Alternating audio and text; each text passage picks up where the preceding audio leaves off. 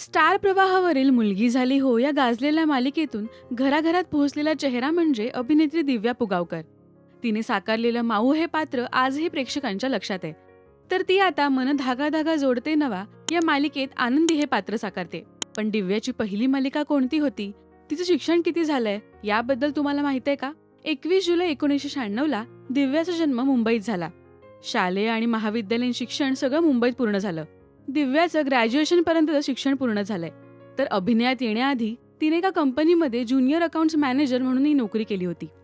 पण अभिनयाची आवड होती म्हणून तिने अनेक ऑडिशन्स दिले आणि त्यातून तिचं सिलेक्शन सुद्धा झालं. प्रेमा तुझा रंग कसा या एपिसोडिक मालिकेत तिने एक छोटासा रोल केला होता. त्यानंतर विठू माऊली या मालिकेत तिने चंद्रभागेचा रोल केला.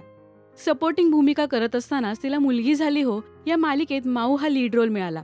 मालिकाच नाही तर दिव्या पिरेम या सिनेमा सुद्धा झळकली. तर आता ती आनंदी या पात्रातून घराघरात पोचते. अभिनय आणि साधेपणाने ती प्रेक्षकांचं लक्ष वेधून घेते. दिव्याचं वय आता 27 असून लवकरच ती अक्षय घरत सोबत लग्नबंधनात अडकणार आहे. तुम्हाला दिव्याबद्दलच्या खास गोष्टी कशा वाटल्या आणि तिचा अभिनय तुम्हाला आवडतोय का हे आम्हाला कमेंट्समधून नक्की सांगा. मराठी टेलिव्हिजन विश्वातील बातम्या, अपडेट्स आणि गॉसिपसाठी सबस्क्राईब करा राजश्री मराठी शोबज.